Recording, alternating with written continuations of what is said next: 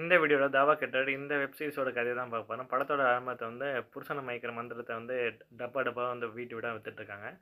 அதுக்கப்புறம் வந்து தவிர்க்க முடியாத காரணத்தினால போதை கும்பலோட சேர்ந்து வந்து போதைப் பொருள வந்து டிஃபன் பாக்ஸ்ல வந்து வித்துட்டுருக்காங்க.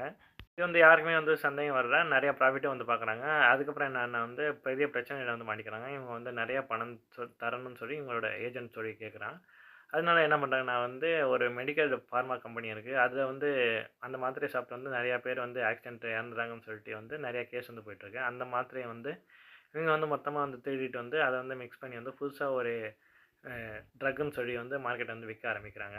வித்து அது மூலமா வந்து நல்ல காசும் வந்து இவங்க வந்து பார்த்துடுறாங்க. இப்படியே வந்து அந்த கேங்கோட சேர்ந்த வந்து ஒரு முக்கியமான லீடர் வந்து இறக்குறாரு.